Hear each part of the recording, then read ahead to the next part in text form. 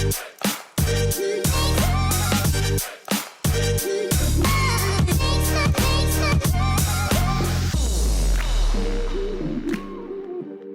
everybody and welcome to this week's Motor Trade Radio podcast, brought to you in association with eBay Motors Group. It is Saturday the 14th of August and you're joined by myself, Philip Nothard. And me, Curtis Hutchinson. This is episode 41, season 7 of Motor Trade Radio, bringing you all the chatter that matters. And once again, we've gathered together this week's big car retailing stories across the franchise and independent sectors for you to enjoy all in one place, on demand, on your podcast feed. So we've got a few shout-outs this week, haven't we? We've got the forthcoming AM Awards shortlist has now been announced. So good luck to everybody who's been shortlisted to the AM Awards this year. Be fantastic, and probably looking forward to doing something that is back to some kind of normality in a way. Yeah, definitely. So AM announced the shortlist in two parts over the course of the week, and there's some familiar names, some unfamiliar names, and a really good cross section of suppliers and of course dealers. So good luck to everyone there who has been shortlisted. It does unfortunately show how quickly the year's going, though, doesn't it? When you start talking about the AM Awards. Yeah, although it's all out of sync now, isn't it? Because traditionally the AM Awards were in January, February time. The Motor Trader Awards were in July, and we haven't had either of them yet. So It'll be AM first. I'm not too sure when they're doing that. And I think Motor Trader, they're running their awards in November, December time. So, lots to look forward to. Do you miss them days? You know what, I did 15 or 16 Motor Trader Awards, and it was a brilliant evening. There was an awful lot of work that went into it, and we had a great team. But do I miss them? No, I wouldn't mind going back at some stage in the audience and relaxing and enjoying the evening, and having a couple of glasses of wine as well. Yes, it's a lot. I mean, there were long evenings for you, weren't they? To be fair, because you're just a big event for you, a long-awaited wine at the end of the night most of the time, wasn't it? Yes, yeah, definitely. So this week we've had a special interview with Dash Gupta, who we were sort of end of the line, but he did say he left the best till last. But he kindly chatted through some of the reasons behind the record profits that they've seen at Marshall's Motor Holdings in H1 interims. We also asked him what his current view and future trading thoughts were for the remainder of the year and the sector as it is at the minute. But we will put a bit of an extract at that partway through today's recording, just to have a tease you and give you a reason why you should go back and listen to the full interview if you've not already heard it this week. Yeah, and it was quite interesting because he had a packed day that day, which started early hours on the Today programme. I think he said he was being interviewed at just after the 7 o'clock news on Today on Radio 4, and he finished with us late afternoon, early evening. Yeah. and he was on absolutely top form. He didn't sound as though he was fatigued from all his media duties over the course of the day. Yeah. But as you say, we'll have an extract from that later on, and the full interview is on your podcast feed. And the story of the week. It's been everywhere, hasn't it, this week, Curtis? It has, yeah. So, coming up at the end of today's show, we've got the pleasure of actually an exclusive interview with Robert Forrester, who you know is the CEO of Vertu Motors, and he was on this week and is gone undercover as the Big Boss on Big Boss Undercover, is it? I think it's called. Yeah, Undercover Big Boss, and with a beard and wig. Benny Hill's a wig as well. Benny Hill's wig, yeah. Yeah, I believe so, yeah. So we're going to be chatting it to Robert. He'll be talking through his experience, what he learnt from it, etc. So do stay tuned for that one, because this one is going to be a good one. Robert has been on good form this week, and he'll chat through some of his serious parts with it, some of his fun parts with it, and other bits. But we'll hold on till the end of today's show for that one. And headlines this week are from the Financial Times, car dealer, AM, motor trader, and motoring research. Starting with UK used car sales double to second quarter record. Supply issues set to continue as used values climb, says Cox Automotive. Average dealer made a profit of more than £100,000 in June. That's the latest data from ASC. Just 10% of car buyers want wholly online retail experience, although 81% want to change their car ASAP. That's according to Judge Service. And a fifth of drivers use COVID MOT extension as the AA warns of heavy workshop demand in September. Yeah, so just before we get into some of the details behind the headlines, I just wanted to just a shout out this week to the memorial of James Davis, aka JD, that we had the pleasure of going down to, and he would have loved it. Would JD? I mean, the weather held out. Classic cars from MG Club and Alzheimer's Society was there. A great couple of speech from Sam Watkins, the very good friend of JD, Craig Maley from Cox Automotive on behalf of the business, Elliot, who's one of his very long-lasting friends, and one of the chair of the MG Owners Club as well was there. So a nice event. He'd have been looking down. I think just probably the fact that he got everybody to squash into a tent when it did start to rain, and everybody's probably gone on with getting pinged and getting COVID now, and he'd probably been from above looking down and big smile in his face. But we did manage to raise £16,000 for the Alzheimer's Society through the auction of a hand drawing that was done of JD in his beloved father's MG. So thanks to everybody that turned up to that event. It was a fantastic memorial and a send-off to a beloved friend and colleague of James Davis. Yeah, absolutely right. What a great send-off. And as you say, JD would have loved to have been there. He did enjoy a good social, and to be amongst his friends, he would have certainly enjoyed that. Headlines this week, we've got the first story. We're actually heading over to the Financial Times, and the big headline this week is that the UK used car sales doubled to a second quarter record, and this is talking about the 108% increase in used car transactions to a total of 2.1 million. Yes, that'll do. 2.1 million. Get that right, Curtis. That's 108%. So that's a rise on the figure of just over 1 million in 2020, and actually an increase on 2019 that finished on just over 2 million in the second quarter. So that's a significant performance there for the quarter. It is, yes. So year to date is looking at, and I'm going to start abbreviating these figures as well, Phil. Yeah, year to date is 3.85 million. So that's actually up 33.3%. How's that for accuracy? There you go. On 2.89 million last year. And of course, we're not comparing like for like because of the impact of COVID and lockdowns 12 months ago during that quarter, but some impressive figures here. So April, for example, saw growth of 307%, and that was followed by the best May and June since records began, since the SMMT started collating figures for used car transactions. And also within the figures, we can see the popularity of used plug-in vehicles increasing by 351% in Q2. That's from an incredibly low base, but that's equal to, in fact, it's equal to 1.3% of the total market. But what we are seeing are those new plug-in vehicles coming into the used market and starting to be traded.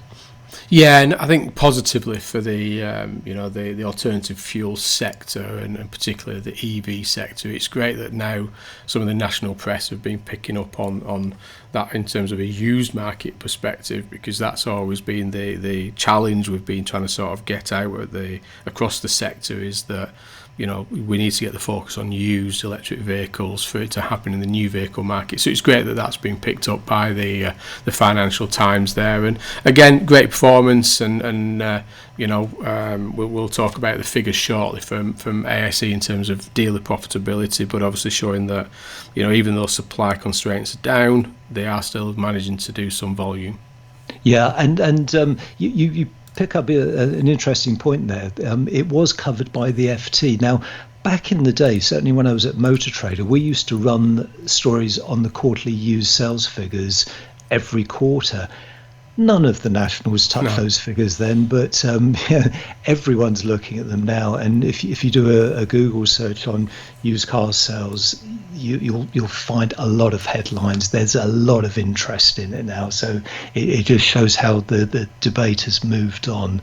And talking of Motor Trader, that's where we're heading over to for the next story, which is supply issues set to continue as used values climb. So this is based on Cox Automotive research, warning dealers to prepare for further supply disruptions as raw material and semiconductor shortages continue to impact new vehicle production. Yeah, and this is sort of talking about some of the performances through the wholesale business of Cox Automotive through Mannheim in terms of first time conversions and percentage of cap, etc. But it is demonstrated now that that strength of the used vehicle market is continuing.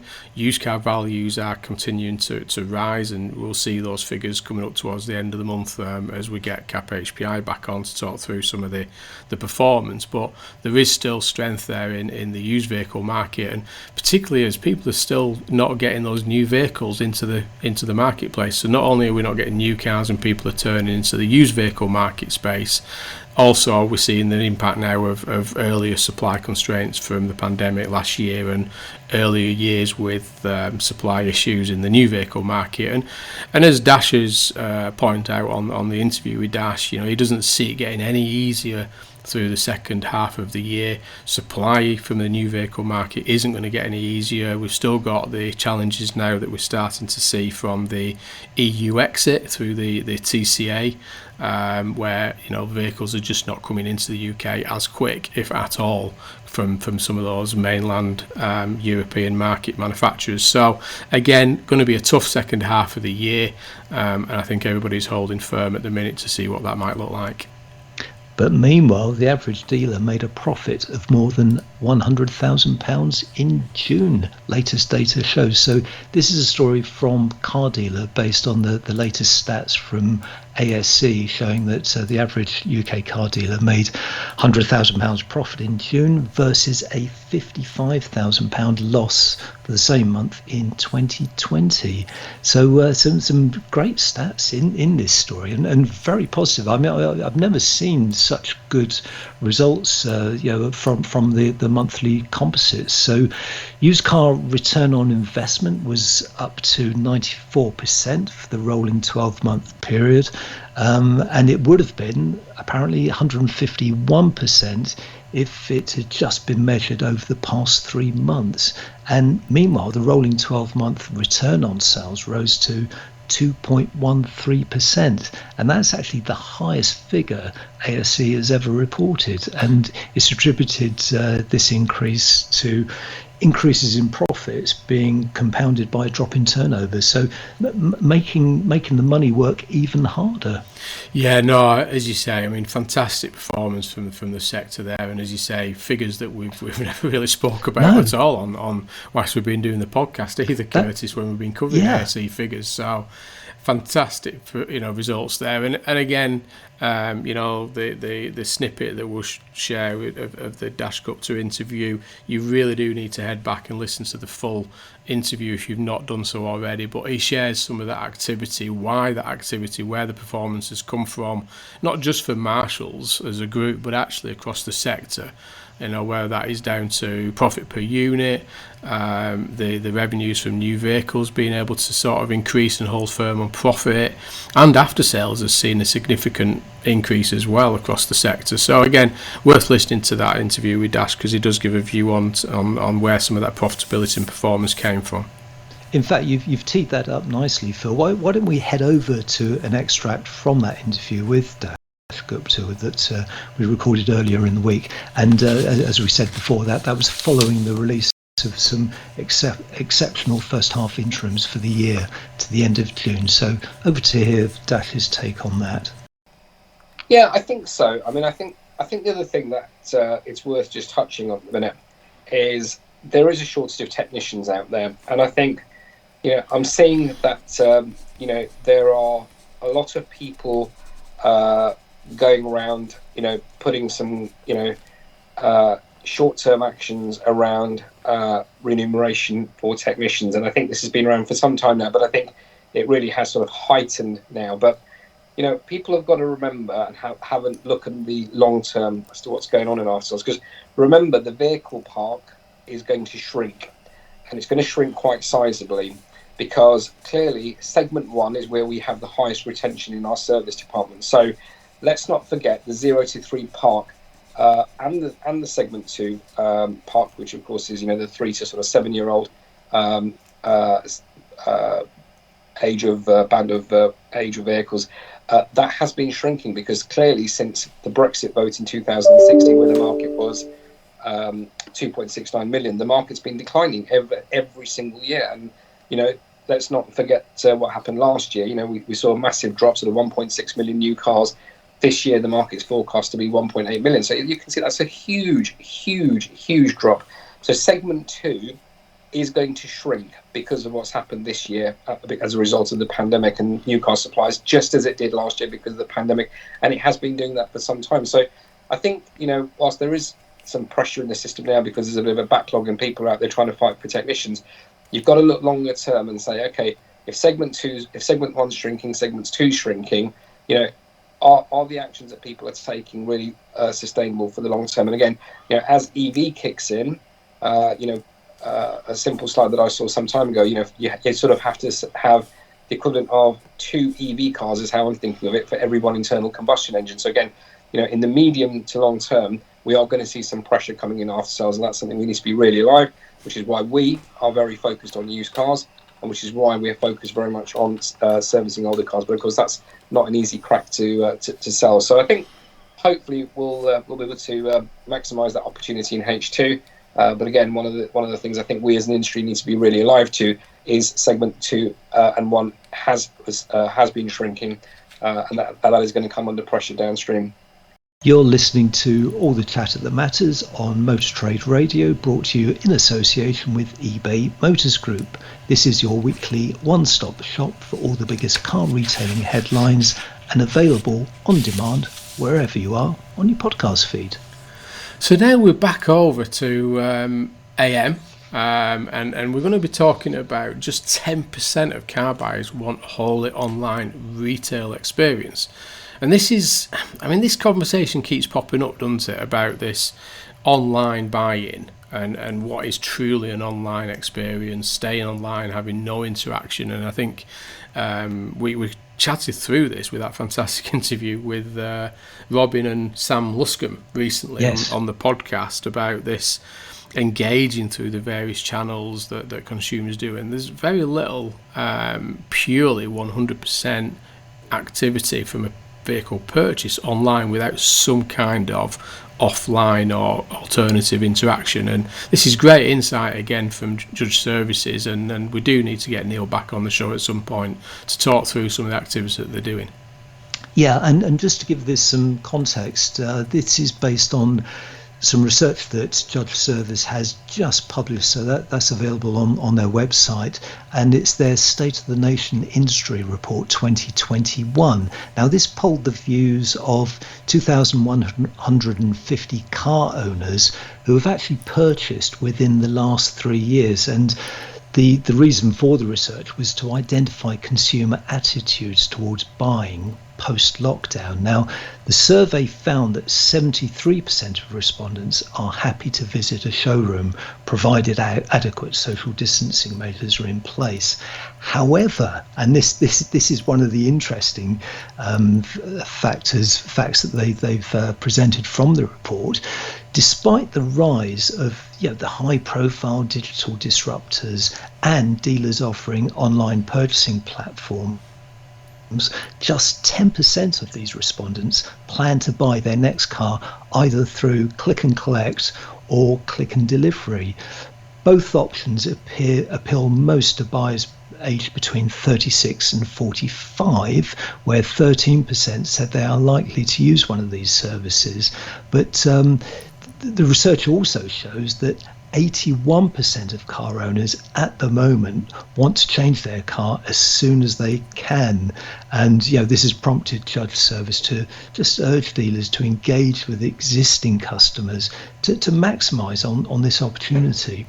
No, as I say, it's fantastic findings there, because I think this is there's a lot of speculation about what consumers do and don't want to do, and what they're going to do in a post-pandemic world, from away from that online only into a click and collect environment, and then with physical showrooms opening up again. So it's great findings, isn't it, from Judge Services in terms of what the intention of consumers are now going forward, and the reliance on that dealer, that physical dealer that the consumer still wants to have interaction with. Yeah, and one of the things that came out of the research loud and clear is that customers want to visit dealerships, they want to test drive cars, and they want to have face-to-face conversation with sales staff. Yeah, so like I say, we'll try and get Neil back on the podcast and to go through some of the findings and things that they're working on at Judge Services, and get his thoughts on some of the results of the survey as well. So hopefully we'll get Neil back on.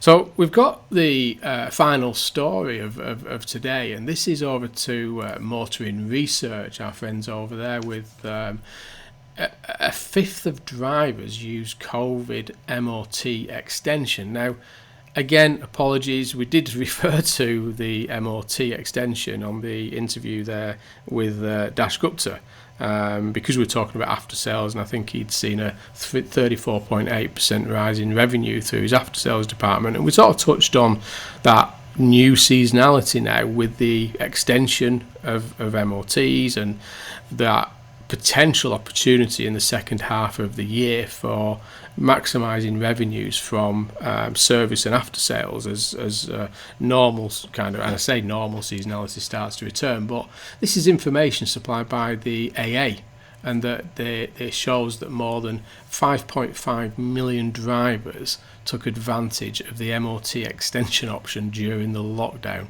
That is a significant volume, that. It's huge. It really is. So the exemption, as we know, it ended on 1st of August last year, meaning that September next month it says in the story could be a bumper month, but it will be a bumper month for MOT testing. And the AA is talking about a super September could cause booking issues as delayed MOT tests are mixed with regular ones. Plus, cars needing servicing, those first registration cars in September coming up for their annual servicing. So we did touch on this last week, the workshop tsunami, and it is coming, and September is going to be absolutely mega. So there will be management issues around this in getting the cars in, getting them MOT service through workshops. So it's going to be a busy time. Yeah, no, as you say there, there's obviously an opportunity for revenue from this, but as you say, the staffing and resource is also a key element with this as well. That the dealer network and the after sales network need to be fully prepared and fully planned for this, don't they? And ensuring they get their share of those MOT and services that will be entering the sector at the new cycle time after the extension there. So it'd be interesting to see what we start to see in terms of that second half of the year after sales revenue reports when if we see this tsunami of September. Yes, yeah, and that story was from Motoring Research. And just a shout out for Richard Alcock, the editor of Motoring Research. He is a regular listener of the programme, and he was actually in an accident recently. So we're hoping he's making a speedy recovery and hopefully listening to us today. So good on you, Richard. Hope you're better soon. Yeah, he'll be back at his laptop. There'll be no stopping him from all accounts. From what I hear, he'll be as soon as he can get his fingers back on them keys to writing the stories, he will be. So like you say, best of luck, Richard, on a speedy recovery, and I hope you're keeping well. And now the part of this podcast you've been waiting for, as we welcome Undercover Big Boss. This time, presumably without a beard, wig and tank top, Vertu Motors CEO Robert Forrester. Welcome back to the podcast, Robert. Been up to much this week? It's been an interesting week this week. We've had GCSE results, A-level results, and a small part in a TV programme. Yes. No, I mean, welcome back, Robert, or should I say Tom Gough, I think, is the other one, isn't it? So, and actually, I spoke to one of our general managers, actually, which featured in the programme, and he said the whole thing's just taken off in the dealership. Every customer coming in has asked for Tom this morning, and the place is actually on fire. Has anybody actually Googled who Tom Gough is? Is there a Tom Gough anywhere? Has anybody looked at that yet? I'm sure there is. He might have a very interesting Twitter feed now. You never know, do you? With these guys. Some poor bloke in America is now been bombarded. Bombarded. Yes. Hashtag Tom Gough. He's like sat there. What's this got to do with me? But no, I mean, it's great to have you back on. We've both, enjoyed the show, and I can't wait to hear your take on how it came together, the feedback you've had. It must have been a big decision to do the show, or an easy one, I'm not so sure. And what the deciding factors were for you to do it. It wasn't a hard decision, really. I mean, I was approached to do it, and then we had a few sessions with ITV. I mean, the reasons for doing it were really quite clear. I'm a passionate believer that brand awareness is actually really important. Bristol Street Motors has a 44% UK population prompted brand awareness, and one, we need to keep that at that level, but two, really grow it. And this seemed an absolutely perfect opportunity to have a significant push to really bolster prompted brand awareness at practically zero cost, apart from my time. Yeah. So that's one. Two, clearly, I mean, 2.5 weeks undercover in your own business is brilliant, isn't it? I mean, you couldn't pay for it, could you really? And thirdly, there's also, and I think this will be borne out over time, a massive increase in internal morale. There's been a massive buzz in our business. I mean, there were pizza parties last night. People's families were round. It was just like and this, all over the country, people were just waiting for this. Now, and I don't know what it's like. I'm sure some people, I'm sure one or two people from the motor industry from outside our group watched it, probably. Yes.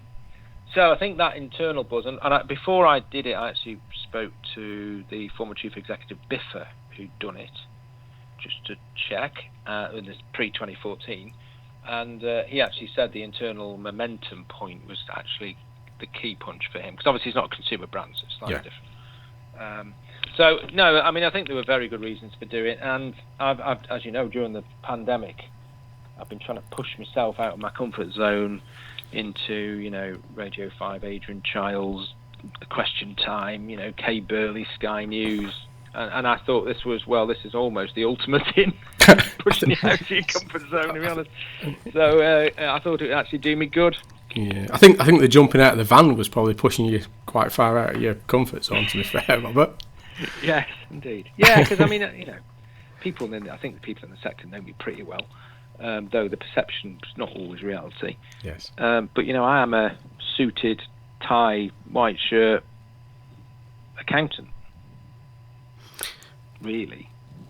Yeah. I'm glad you described yourself as that. Nobody else is that. and a self-declared data geek from last night, Robert. Well, I mean, the other thing about this program is it's heavily formatted. Okay. and it's an entertainment show. So it has its limitations. So, for example, there was no discussion of team. Now, you two know, and most people in the sector know, we've got a very, very strong team. It's not, I haven't built this company on my own. It's absolute nonsense. So it's quite formatted. And you've got to make it interesting, and there's got to be a story. Yeah. So one of the threads of the story, and the people who make this program are awesomely professional. You know, they are absolutely, they do Celebrity Gogglebox and all kinds of programs, very, very good programs. So they've got a strain of where they want to go. And part of the story was, you know, let's take a numbers-obsessed man and then see if he can deal with people and has he learned anything. Now, in fairness, and it was actually in the program, you know, I have read How to Win Friends and Influence People, and I've actually understood that data is important, but people are also quite important. Yes. So there was a little bit of artistic license in all that, really, I think, but it made the point. And I think it made it very well. Yeah, definitely. And tell us a bit about the preparation, Robert, because it was interesting. You said this just then. It was done over the course of 2.5 weeks, because of course, watching it on TV, it looks as though it's just 2 or 3 days. So. Oh God, no. I mean, what people don't realise is there were 3 people in that programme really yesterday. 3 people featured. Yeah. There were actually 7 people who we did the entire thing for. Right. So they cherry picked 3 out of 7. Yes. They spent. I mean, listen, I've never made a TV program before. I'd never make one again. But they spent 8 hours at my house with my family, and it generated 55 seconds of TV. Yeah. And I'm not being funny, but I said everything at least 10 times. Yes. Yeah. And I got, you know, my knowledge of, right, we'll do the sync shot, right, we'll do the non-sync shot. You actually got quite knowledgeable by the end of it. But it just taken an eternal amount of time. and just to provide a bit of background, Robert, a couple of questions here. When was it filmed, and were the respective GMs that the sites that you visited, were they in on the secret? Right. It was filmed in April. Yeah. And what actually happened was the researchers went around the group, Bristol Street Motors branded, obviously, and interviewed loads of people. Speed dating almost, to try and identify stories, characters, etc., etc. I had no involvement in that whatsoever. The people then had to agree to go on the telly, because no point finding somebody who didn't agree to go on the telly. Yeah. And therefore I had no idea where I was going or who I was seeing. The general managers were aware, clearly, that there was a TV program being made, and the cover story was the cover story, i.e. we're making a program about different careers, and it's to highlight different aspects of the motor industry, about whether this guy wants to get a job in it. As simple as that. So the cover story was the Tom Gough cover story. Yeah. So the general managers, whole film crew turns up for the day. I mean, the general manager should know, shouldn't he? What the general manager did not know, actually, with one case where that was not the case, where we actually brought him in the loop, was they had no idea it was me. Right. At all. But did anyone recognise you over the course of those 2.5 weeks? Yes, in a limited, very, very limited manner. And I've been hilarious. The number of people. Well, I'd have spotted you. Yes. Well, I'd have spotted you. Well, hang on a minute. You mean on the basis of a video, which you know is me to start off with, where you're trying to spot me, but actually there's only me in it. This video. I mean, that's not spotting me. I mean, I was at Aylesbury Mercedes, which is next door to our Skoda business. And for once, I wasn't mic'd up, because I was mic'd from 6:15 in the morning till 10:30 at night, to be honest. And my Mercedes-Benz director was in the car park. And I thought, oh, this is interesting. So I got within half a metre of him, and he didn't know it was me. Brilliant. Was it until you spoke though, Robert? Oh, I did. Oh, yes. He couldn't. He was dumbfounded for about 5 hours. I'd walked past him 3 times. Honestly, I'd walked past him 3 times before. So that was quite amusing. The bit that, and there were isolated instances where a manager, and managers are probably more likely to have spoken to me, especially general managers. Yeah. I did have a general manager at one site who was visiting another site, and he kept hearing me, but couldn't see me. And he got fed up with it, actually, and rang the general manager of the dealership and said, I'm sure I can hear Robert Forrester. And the general manager said, I think I need to chat with you, because he was actually in the loop already. So we just nailed him, and I met him in the car park and explained what we were doing. And he was absolutely flabbergasted, to be honest with you. So we had a lot of fun with that, clearly. Yeah. But none of those people actually knew who I was. Now, I think in the case of Lee, the van man, I actually think all the swearing, etc., came out from the fact I think somebody told him halfway through, if you want my honest opinion. Yeah. And I think he got nervous. Right, That's what I think. Yeah. I think he got nervous. I think all this, I don't think he'd have normally done all that, actually, particularly on camera. I just think he was in a panic situation. If you can imagine it, you would panic, wouldn't you? Yeah. So, overall, the whole thing was kept very much under wraps. And I mean, bearing in mind, in April, we did the Terry reveal in front of 50 colleagues in Newcastle Vauxhall. Not a murmur in our business. It was kept really tight. And I remember, I actually, on a Saturday morning, full with beard, etc., rang each of my operations directors on FaceTime to tell them what I'd been doing. And honestly, it was absolutely comical. They couldn't believe it. And I mean, no idea at all. And I mean, you mentioned Terry there, but I mean, you tried your hand, and you mentioned Lee. You tried the car sales, you tried the van sales, or the video in and social media of that sales of the LCVs, and as you mentioned there, Terry, in terms of the valeting. What surprised you about the challenges presented by each of those roles? Mostly, what's your key take? It was all fairly as I expected, if I'm brutally honest. I also did service reception as well, amongst other things.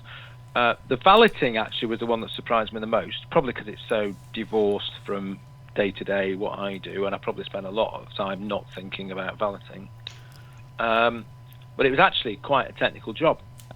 Different materials required different tools, required different chemicals, and I thought, valeting was a bucket, a chamois, a sponge, and a hosepipe. Don't let Terry hear you say that. Don't let Terry hear you say that. It was clearly a lot more complicated than that. And that did surprise me, if I'm brutally honest with you. With very little time as well to do what you need to do. With a lot of time pressure. Yes. It was a very enjoyable day, actually, that day. Because, it's like a day off, wasn't it, really? It's so different to what I do on a day-to-day basis, and I was with such a top bloke. And would you say that the valeting was probably the hardest, then, of all the experiences, including the reception side? No, I wouldn't. No, I actually think dealing with the emotion of Jevon actually was the hardest one. I think, because clearly, it wasn't catastrophic, but clearly there were cultural issues in that dealership, which are not entirely unusual. So this wasn't a massive shock, but I don't think we've got them in 90% of our dealerships, which needed sorting out. Now, actually, they were sorted out not on camera. Yes. Yeah. That was good, but still, those who were fairly knowledgeable could read between the lines, and clearly Jevon was upset, and rightly so, in my opinion. And Robert, following on from that, it would be difficult not to be touched by your experiences with Jevon, the car salesman, who was clearly under pressure because of targets, and indeed Terry, the valeter, because of the uncertainty of being a contractor rather than. It's interesting with Terry. Terry had been there 8 years. Yeah. Most CEOs in FTSE 250 last 18 months. Who's more secure? Yeah. Terry was person number 5 back from furlough. So actually, it was more perception than reality with Terry. Yeah. But still, perception's everything, I guess, isn't it? So I thought that was actually quite interesting. Yeah, the whole definitely. Contract thing. Yes, and without spoiler alert, but you addressed that in the closing section, because he's now a full-time employee, isn't he? He is. He's a vehicle progressor, which is actually the job he was doing. And I think the industry will see some major changes in the valeting side of the business anyway over the next few years. The East Europeans are no longer here. There's big wage pressure. The IR35 changes. So, there's a lot of work to do on valeting, I suspect. And presumably valeting wasn't actually on your agenda as such. It's not something. Oh no, sorry, that's spend any absolutely time. not true. We've had a valeting strategy committee for a long time. I've had one today. Yeah. And I mean, you mentioned with that, but you also talk about the 2-hour board meeting debrief. And obviously this is about the takeaways, isn't it? One of the reasons you did what you did in terms of that sort of operational understanding and to change the business from what you've learned from it. I mean, what can you tell us about those sort of debriefs? Because obviously I think the maternity leave wasn't covered on the show, but was that part of that learning or not? Well, it didn't actually come up in the show, but as part of there was quite a lot of things that I started. I mean, actually, I work pretty well every day. Yeah. So when you're actually doing something different, your brain starts to think in different ways.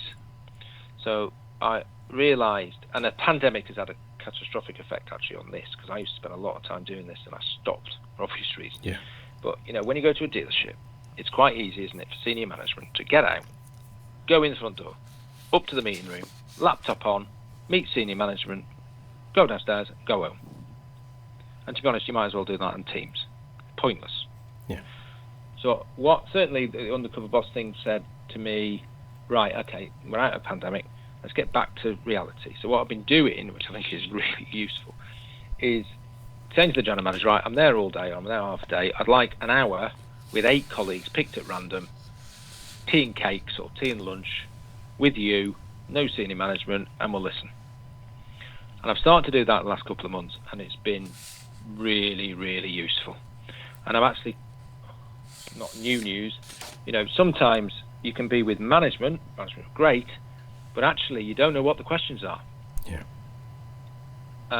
You can't answer questions if you don't know what the questions are. The people on the ground not only know the answers, they know what the question is. And we have made quite a lot of changes actually over the last few months from those sessions.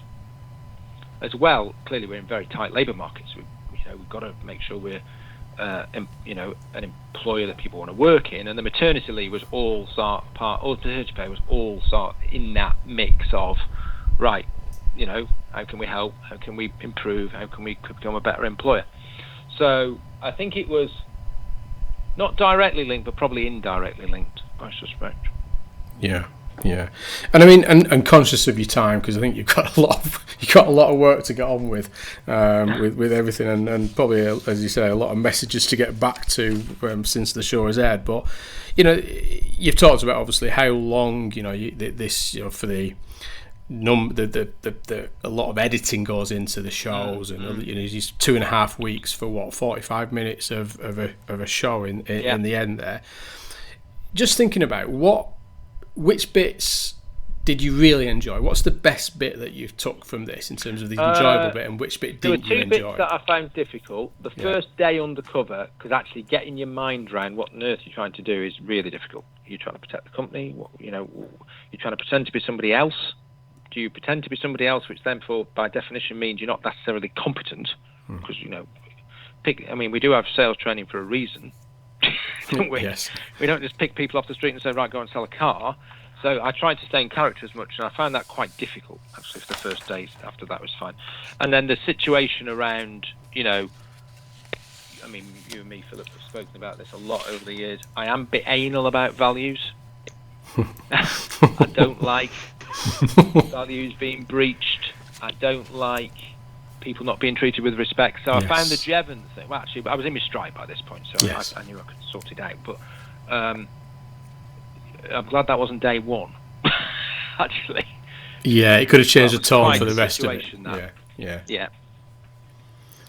No, it's. I mean, like you say, in terms of the training, if it were that easy, you just buy everyone a Dale Carnegie book and get on with it. No, and I did actually. I got fed up with being incompetent actually for a while, and I ended up on service reception at Gloucester.